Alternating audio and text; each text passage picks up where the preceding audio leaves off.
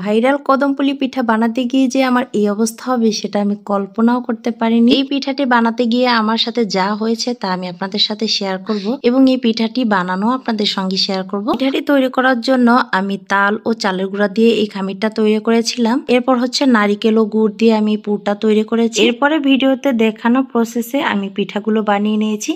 পিঠাগুলো বানানোর পরে আমি ভিজানো পোলাও চাল দিয়ে পিঠাগুলোকে কোট করে দিয়েছি। তো এখানে যে আমি খামিরটা তৈরি করেছি এগুলো থেকে কিছু অংশ দিয়ে আমি এই পিঠাটি তৈরি করব, বাকিটুকু দিয়ে আমি অফ ক্যামেরা অন্য একটি পিঠা তৈরি করেছি। তো আপনাদেরকে ভিডিওতে দেখানোর প্রসেসে আমি সমস্ত পিঠাগুলো বানিয়ে নিয়েছি। পিঠাগুলো বানানোর পর এগুলো হচ্ছে ভাপে দিতে হবে।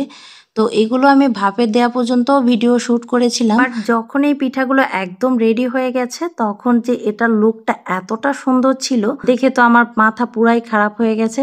আমি যে এটার একটা ফাইনাল লুক ভিডিও নেব সেটা আমার একদমই মনে ছিল না। আমি জাস্ট অস্থির হয়ে গেছিলাম কতক্ষণ এই পিঠাটি আমি পরিবেশন করব। তো এরপর আমি সমস্ত পিঠাগুলো সবাইকে পরিবেশন করে দিই এবং পিঠাগুলো যখন খাওয়া একদম কমপ্লিট হয়ে যায় তখনই আমার মনে পড়ে যায় যে আমি তো এটার ফাইনাল লুক ভিডিও নিলাম না। আর এই কারণে হচ্ছে আপনাদের সঙ্গে পুরো ভিডিওটি শেয়ার করা হলো না।